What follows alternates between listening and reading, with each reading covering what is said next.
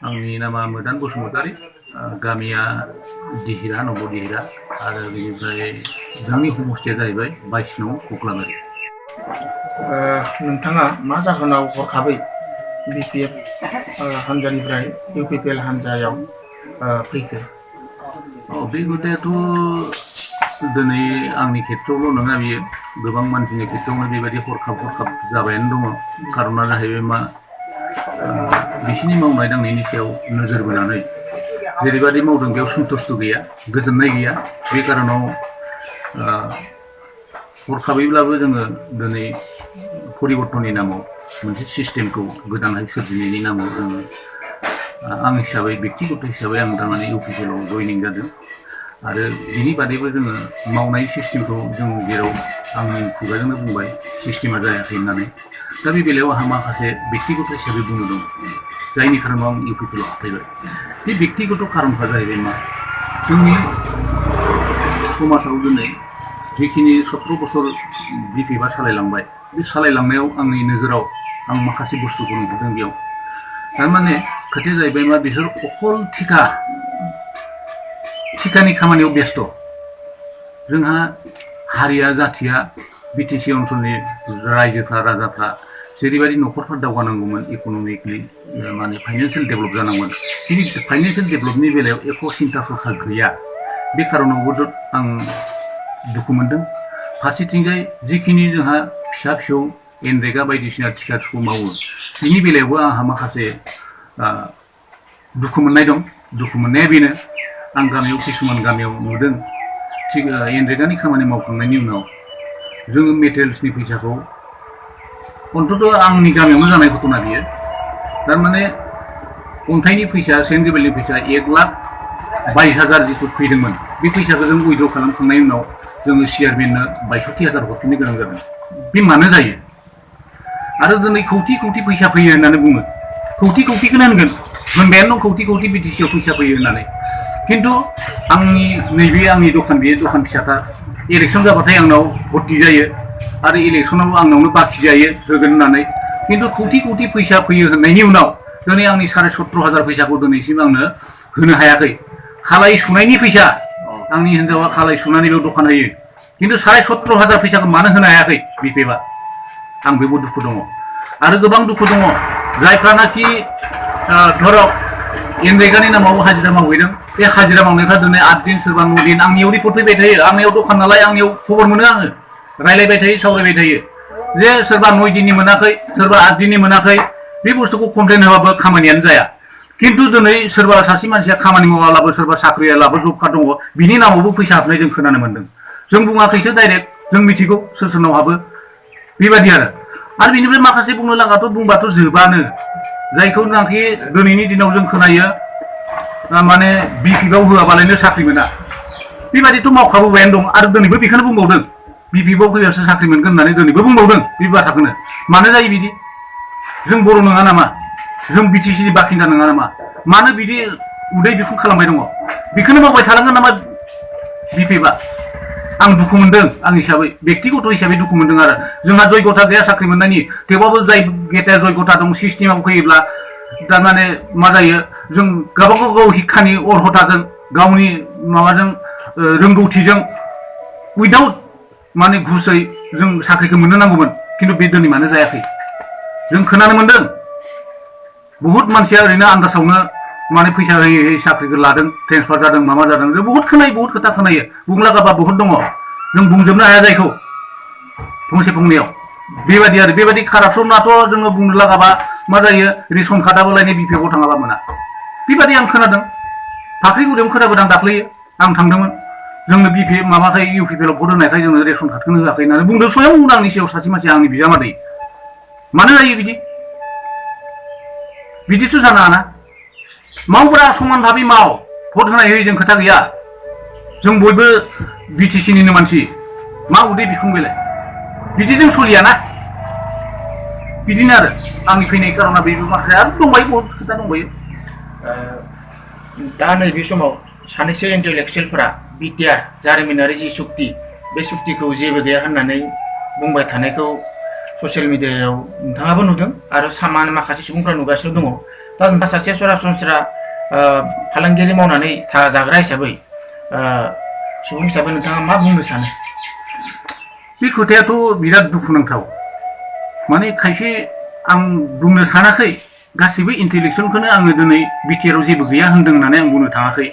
माखासे इन्टेलेक्सुवेला गोबांसिन इन्टेलेक्सुवेलानो इउपिपिएलनि जिथु बिटिआर सुक्ति खालामनायनि उनाव दिनै इउपिपिएलआव जगदान होनानै जेखिनि बाथ्रा बुंनो जोंखौ गोजोन होदों आं बेखौ जोबोद साबायखर होदों।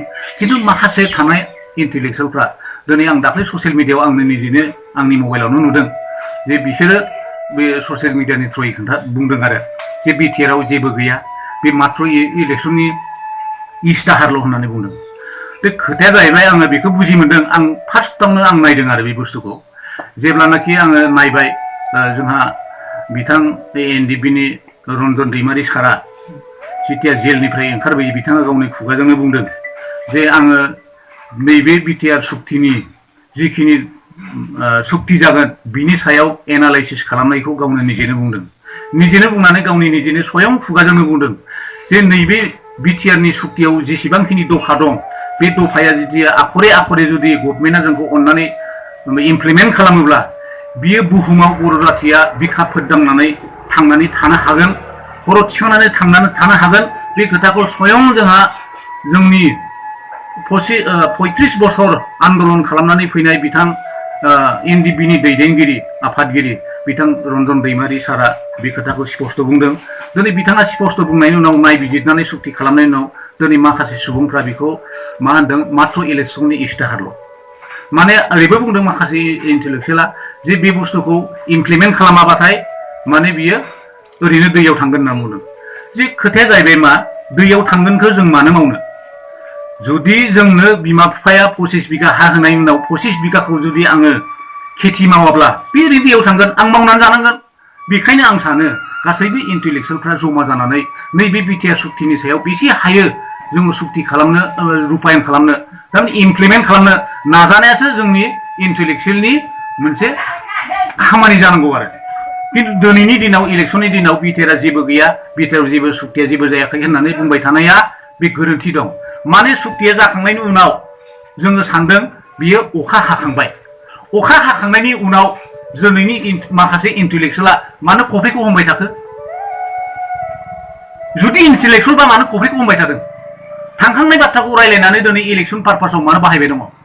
फै जोंबो जाम्बा जाम्बिखाय जोंबो बुजि मोनदों 24 माने बहुत बोसोरनि उनाव मोनसे सुक्ति जादों होननानै जों बेखौ साननानै जोङो गावनो गोसो जानानै इउपिपिएलआव जग जानानै दिनै इमप्लिमेन्टनि बेलायाव जोङो नाजाबाय दङ। गोरों गोराफ्राबो नाजाबाय, माखासेया मानो थाबोनांगौ, माखासेया मानो बबेबा पलिटिकेलजों बायजानानै जानला मेनला मानो बुंलाबाय दङ बिटिआरआव जेबो गैया जेबो गैया होननानै। जोंथ' नुदों बेयाव सेन्ट्रेल इउनिभारसिटि दं, नर्थ इस्टआव सेन्ट्रेल इउनिभारसिटिया गंसेल' दं 7था स्टेटआव। जेबो गैया होनबा जाया बेयाव। एनआइटि दं, बहुत बुस्थु दङ बेयाव। जोंबो नुदों, जोंहाबो मेगन दङ। बर' राव बिजोंजों जोंबो फरायनो हायो एसे एनैबाबो, असमियाबो फरायनो हायो, इंलिसबो नायनो हायो रोंथाराबाबो। जोंबो नुदों बहुत बुस्थु दङ। जाय बुस्थुआ नर्थ इस्टआव मोनसेल' बुस्थु दंमोन सेन्ट्रेल इउनिभारसिटि, दिनै मोनब्रै डिस्ट्रिक्टआव सेन्ट्रेल इउनिभारसिटि जादों। बे मा? बे नंखाय नामा? बेखौ इमप्लिमेन्ट खालामनो फै बयबो ज' जानानै गोरोंफ्रा। जुदि बर' जाथिखौ जोंनि बिटिसिखौ दावगा होनोब्ला जों बेखौ इमप्लिमेन्ट खालामनांगोन। दिनै गैया गैया गैया गैया गैया होननानै बुङोब्ला गैयानो जालांगोन। जानला मेनलाखौ गोरों जानानै बुंजाबाय थाजानाय बुस्थु नङा, बेफोरो खोथा नङा। आं दुखु मोनदों, बिदि बुंबाय थानो नाङा। जोंबो बुजि मोनो जाम्बा जाम्थाबाबो हाजो खर'आव थाब्लाबो जों दुखु मोनदों बुहुद। आरो ओरैबायदि दुखु मोनबावदों जे जोङो जेथिया बिटिआर सुक्तिखौ 27 तारिखआव खालामबाय, फ्लाइटनिफ्राय फैबाय दङ होननानै जोङो बरबरियाव जोङो नेबाय दं माला सोनो होननानै, आर'नाइ सोनो होननानै। हाजार हाजार मानसिया आर'नाइ लानानै थादों बेयाव। धीरेन बर' आरो चन्दन ब्रह्मआ फैनानै दिनै गोजोननाय फैबाय, जोंहा बिटिआर सुक्ति जाबाय, जों बिराद गोजोननाय मोनबाय जे जोंनि बिटिसि हालामाव ओरैबायदि डेभेलप जासिगोन, उमुक फैसिगोन तुमुक फैसिगोन। बिराद गिदिर गिदिर लेक्सार चन्दना। दिनै चन्दनानो जेबो गैयानो बिटिआरआव। मानो जायो? मानो माला सोजादोंमोन बेयाव बिटिआर सुक्तिनि नामाव? सोजानाङामोन, जेबो गैया होननांगौ बे समावनो। आरो जोंखौ थगायदों, ओरैनो साइन जोंखौ नायाबासिनो साइन होदों होननानै। इमान गोबाव आन्दलन खालामनानै नायालासे सुक्ति खालामो सोरबा साइन होयो खोथाया बिदि जायो खोथायाथ' बिदि जायाना जे आं नोंनो गांसे दलिन होबाय फरायलायला दे आं साइन हरनोसै खिन्थु दलिनाव मा लिरनाय दं नोंनि हाया आंनि हाखौ नोंनो होजोबनाय जाबाय होननानै नों लिरनानै होबाय जेथिया आं नोंनि हाखौ हालेवहैयो नों होनबा आंनि हाखौ मानो हालेवखो आरे नोंनो साइन होदों माथो हाखौ आंनो होजोबबाय होननानै बिदिसो जागोन माथो बिदिबालाय बिसोरथ' नायथारदों दिनै पलिटिकेल लाबालाबनि थाखाय बै माखासे डायलगखौ होबाय दं होननानै आं सानो आरो जानाङा बिदि मा मावगोन मा दांगोन बिटिआरआव मा मावनो नागिरदों जोङो बिटिआरखौ माबादि इमप्लिमेन्ट खालामनो नागिरदों जों बर' समाजखौ जोंनि बिटिसिनि बाखिन्दाखौ माबादि डेभेलप खालामनो नागिरदों बिनि सायाव सावरायब्रा मोजां खोथा सावराय मा नोंखौ रायखोमानाय बैखौ रायखोमानाय बिदि जायाना रायजोनि सिङाव बुं जों मा मावनो नागिरदों बेखौ बुं लामा सामा मावनाय जों उमुक दलं मावनाय जोङो उमुक जोङो इन्डास्ट्रि बानायनाय बेफोरखौ बुंना मा बिटिआरआव जेबो गैया बिटिआरआव जेबो गैया बिटिआरआव जेबो गैया बेसो जानो खोथाया जोंथ' माला सोहैदोंमोन ना बरबरियाव गावसोरनो बुंदोंमोन माला सोनायाव जे मोजां जादों सुक्तिया गोजोननाय फैबाय दावहा गैला अस्त्र गैला गोजोन थासारि फैसिगोन नोंगौ खोथाया बेखौनो हास्थायनानै बर' रायजोआ नेबाय दंमोन बिनि थाखायनो जों माला सोहैदोंमोन फालो फालो थांनानै दिनै बिसोर मानसिफ्रा दिनै बिटिआरआव जेबो गैया जेबो गैया जेबो गैया होनबाय दं मानो बुङोब्रा हामा बिदि बुंनो रायजोफ्रा खोनासं बेबादि बुंनो हामा मोजां मावलांनोसो नाजानांगौ जोङो गोरों गोराफ्रानो जुदि खावसे गोरों गोराफ्रानो आं गासैखौबो बुङाखै गोरों गोराफोर गासैबो गैया खिन्थु खावसेया मानो दालाल माबा मालायजों बायजानानै मानो बाथ्रा बुंबाय थानांगौ बेखिनियानो आरो आं बुंनांगौआ बिनि सायाव दा खायसे राजखान्थि हान्जानि सुबुंफ्रा प्रमद बर'खौ थांखिनानै बुंबाय थादों जे लंकायाव थांब्ला बयबो राबन जायो होननानै बुंदों दा बे जुक्तिनि सायाव नोंथाङा मा बुङो मार जाम्बा जाम्बा मानसि दंलै नोंथांमोन लंकायाव थांबा राबन जायो होननानै लंकायावथ' रामाबो थांदों हनुमाबाराबो थांदोंमोन ना नोंना नङा बिसोरथ' राबन जायाखै आरो बे दावदै दैसेयाव जो जागोन ना जोला जागोन बेखौ बिथांमोना बोरै मिथिखो माबोरै बुंनो हाखो दावदैयावथ' सिनाया दावजो जागोन ना दावला जागोन बेखौ बोरै बुङो बेथ' बुंजाथावनाय बाथ्रा नङाना नायब्रा खेबसे माबादि सलायो सलायबायानोथ' 17 बोसोर बिनि उनाव नाय प्रमदआ मा मावो बेखौ नायो जोंबो सोलायगोन जोंनि आखायावनो थायो जोंनि थिक सहियावनो थायो सोलायनाया बेखौबो सोलायगोन जोङो मावनायनो होना खोथाया जाहैबाय मा गाज्रि होनबाय थाबा गाज्रि जायो जे आं सासे दाहोना लादोंमोन जेन'ब्ला दाहोनाया मोजांथार मावबायानो दं आं होनबाय हिनजावखौ जे दाहोनाखौ सोलायनोसै नामा हिनजावा बुंबाय बे सोलाया बेनो मोजांखा मिन्स हाग्रामायानो मोजांखा आरो खोथाया आंनि बुंनायनि माबाफ्रा बाथ्राफ्रा थारमाने ओमफ्राय ब्रा बुंनायाव आं दाहोनाखौ गोदान लाबाय गोदान लानाया मा जाबाय बिनिख्रुइ साबसिन जालायबाय टिउसनबो खालामो फिसाफोरखौ फुल बागानबो गायो बायदिसिना मावदेरना होयो अकल हालेवनायल' मावा माथो बिसोर साबसिन जालायबायलाय बिदिबोथ' जानो हागौ ना दिनै मा प्रमदाबो फैबा बिदिनो जागोन बे खोथायाथ' बिदि सोलियाना जोबनायाव मोनसे खोथा नोंथांनि सोंबावनो नागिरदों जे आथिखालाव नोंथांनि समस्थियाव बबे मोनसे राजखान्थि हान्जानि दोहौखौ बांसिन नुदों दा जोंनियाथ' 22 नं कख्लाबारियाव बिपिएफ दोलो आरो इउपिपिएल दोलोनि बांसिन आं जरदार नुदों दा बे खेत्रआव आं मोनसे खोथाखौ बुंनो सानो दै इनडाइरेक्ट बुंनो सानो आरो आं 17 बोसोरानो हालेवबोबाय थाबाय ट्रेक्टर नांगोलजों 17 बोसोरानो मावबोबाय थानायनि उनाव फोथाराव मार जाबोर जाबाय थारमाने ओरैबायदि जाबोर जाबाय नांगोलजों हालेवबाथाय थारमाने खाबा लगे जायो नांगोलाव खाबा नांथायो बिनिफ्राय दानियाथ' हालेवनो हाया जेनबाय ज' थाङो हालेवग्राफ्रा खिन्थु मा जाहैयो ज' थांबाबो थिखांनो हाया खापखौ थुखैयो थुखोनायावनो थारमाने फाला गुगालांबाय दा खोथाया जाहैबाय मा आं बुंनो साननाया ओरैबायदि जायो रायजोनि गेजेराव केम्पिं खालामनो थाङोब्ला बाथ्रा बुंनो थाङोब्ला मावनाय दांनायनि सायाव जेबो बुंनो हाया एकमात्र फंसेल' खोथा बुङो बिसोरो बिटिआरआव जेबो गैया बेखौ बुंनानैथ' केम्पिं जाया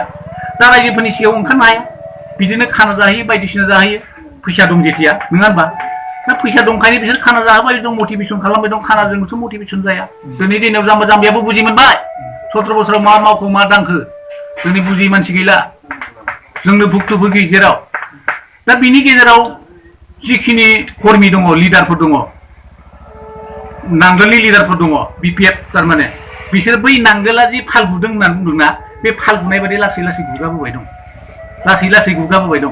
लासै लासै गुगा दिनैनि दिनाव 100% आं मिथिगौ आं एन्टायर कख्लाबारि समस्थियाव गिदिंबोजोब्बाय गोरों गोरोंफोरजोंनो थांफायो आंखौ लेंलाङो फंफाफुंनि बाथ्रा बुंनो एसे हानायखाय लेंफायो आं बेयाव नायजोबनानै गम मोनबाय दिनैनि दिनाव 110% गेरेन्टि दं प्रमद बर' देरहानाय रावबो जेबो खालामनो हाया आं दाथिनानै बुङो आं हिसाबै आं नैबे दखानाव थायो सोर मा रायलायो आं खोनासंजोबो आं मिथिगौ मोजाङै आं जास्ट मैया दाख्लैसो आङो सासे मानसिजों रायलायदोंमोन बिपिनि मानसि देरहाबा कख्लाबारियाव देरहानांगौ नोंसिना बेबादि खोथा बुंदों माने मा जेनखाबाय जोंथ' दिनै अबर'आ थांगोन होननानै बुङाखै बिसोरसो बुंबाय थायो अबर'आ थांगोन होननानै जोंथ' खुनु दिन अबर'आ थांगोन होनना बुङा जों बुङानो दिनैनि दिनाव बिदि बाथ्राखौ खारन जोंहा कनफिडेन्स दं जों देरहागोन होननानै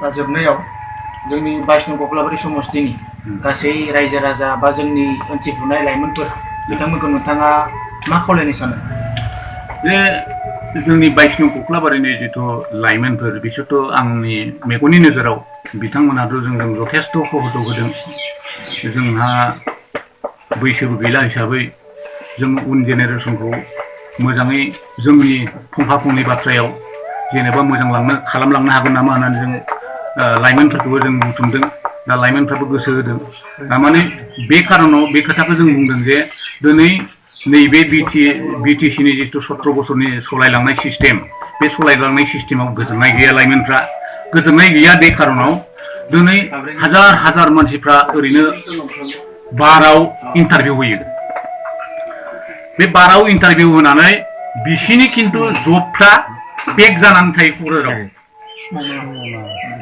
पेक जानानै थायो दा बै खोथाफोरखौ बिसोरबो गम मोनबाय लाइमोनफ्राबो ओंखायनो थारमाने दुखु मोनदों आरो दा जोंनि सिन्ताया बेनो जोङो गेदेर गोलावजों सावरायो गेजेर सावरायनायफ्राव थायो दिनै बिटिआरखौ इमप्लिमेन्ट खालामनायजों लोगोसे जोंनि बिटिसिनि बा थाग्रा बिटिसिआव थाग्रा बर'आनो जा अबर'आनो जा गुबुन गुबुन हान्जानि मानसियानो कास्टनियानो जा गासैबो बुजि मोनदों जे बिटिआराव माबा मोनसे जानो हागौ होननानै बुजि मोनदों जे दिनै सिस्टेमजों थाङोब्ला जों दावगागोन आरो सिस्टेमजों थांनायखौ आं लुबैयो जे आगोल 17 बोसोराव हाग्रामाया गावनो बुंदों गावनि खुगाजोंनो बुंदों बिटिसि खुनु नियम